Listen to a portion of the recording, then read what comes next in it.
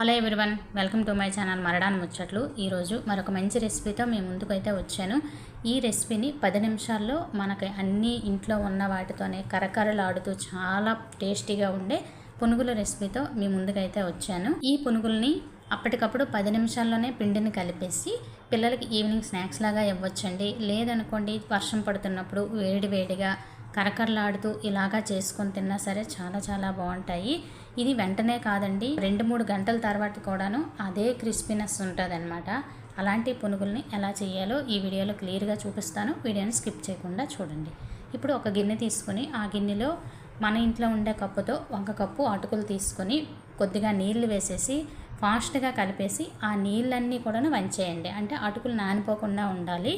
ఇలాగ వాటర్ ఏమీ లేకుండా కడిగేయండి.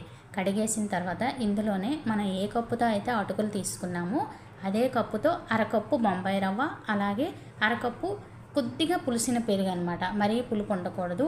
అలాగే 2 టేబుల్ స్పూన్లు అన్నం వేసుకోండి. అన్నం వేసుకోవడం వల్ల టేస్ట్ బాగుంటుంది. అలాగే 2-3 గంటల వరకు క్రిస్పీగా ఉంటాయన్నమాట. వేసుకొని వీటన్నింటినీ పెరుగు కలిసేలాగా మొత్తం కలిపేయండి. వాటర్ ఏమీ వేయకండి. ఇలా కలిపేసిన తర్వాత మొత్తం అంతా అంచేసి దీన్ని ఒక్క 10 నిమిషాలు నాననివ్వండి. ఇవి 10 నిమిషాలు నానేలోపు డీప్ ఫ్రైకి సరిపడా ఆయిల్ని స్టవ్ మీద పెట్టుకోవాలి. అలాగే ఉల్లిపాయలు, పచ్చిమిర్చి కట్ చేసుకోవచ్చు అనమాట. ఇవన్నీ కట్ చేసేలోపు పిండి అయితే చక్కగా నానిపోద్ది. చూస్తున్నారా? నానిపోయిన తర్వాత కూడాను అస్సలు వాటర్ ఏమి వేయకండి. ఇలా కలిపేసిన తర్వాత 1/2 టేబుల్ స్పూన్ జీలకర్ర, రుచికి సరిపడా ఉప్పు, అలాగే ఒక పెద్ద ఉల్లిపాయని ఇలా చిన్న ముక్కలుగా కట్ చేసి వేసుకోండి. 3-4 పచ్చిమిర్చిని చిన్న ముక్కలుగా కట్ చేయండి. ఇంచు అల్లాన్ని తురిమేసి, అలాగే కొత్తిమీర, కరివేపాకు వీటిని కూడా ముక్కలుగా కట్ చేసి వీటన్నింటిని అయితే పిండిలో వేసేయండి. వేసేసి ఇలాగా నేను కలిపినట్లు కలపండి. అలాగైతే ఉల్లిపాయల నుంచి కూడాను వాటర్ వస్తుంది. అలాగే సాల్ట్ వేసిన తర్వాత కూడాను కొంచెం లూజ్ వస్తుంది కదా పిండి. ఇలాగా చూసుకొని వాటర్ అయితే కలుపుకోండి. నేనైతే అస్సలు వాటర్ వేయలేదు. ఒకవేళ వాటర్ వేస్తే చెయ్యి తడపండి తప్ప వాటర్ అయితే వేసేయకండి. చూస్తున్నారా? పిండి అయితే ఇలా ఉండాలన్నమాట. పునుకులు వేస్తున్నప్పుడు ఇంత గట్టిగా కనిపించాలి. చూస్తారా? ఇలా ఉండాలన్నమాట పిండి. మనం వండ చూసుకుంటే తెలిసిపోద్ది అనమాట. ఇలా రౌండ్గా వచ్చేయాలి. చూస్తున్నారా? ఈ కన్సిస్టెన్సీలో ఉండాలన్నమాట పిండి. ఇప్పుడు పిండి రెడీ అయిపోయింది. అలాగే డీప్ ఫ్రైకి సరిపడా ఆయిల్ని కూడా పిండి నానేలోపు పెట్టేసాం కదా.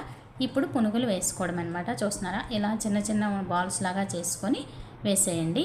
మన కడాయికి ఎన్ని సరిపోతాయో అన్నింటినీ వేసేయండి. వేసేసిన తర్వాత మంటని మీడియం ఫ్లేమ్ మీదే ఉంచండి. లో ఫ్లేమ్లో పెట్టొద్దనమాట. ఇలా మీడియం ఫ్లేమ్ మీదే కొద్దిసేపు వేగిన తర్వాత అప్పుడు కలుపుతూ ఉండండి. చూసారా? ఇలాగ లైట్గా కలర్ మారింది అన్నప్పుడు మాత్రమే గరిటె పెట్టి కలుపుతూ ఉంటే అన్ని వైపులకి ఈవెన్గా వేగిపోతూ ఉంటాయి. చూసారా? ఇలాగ కలర్ వచ్చిన తర్వాత తీసేయండి.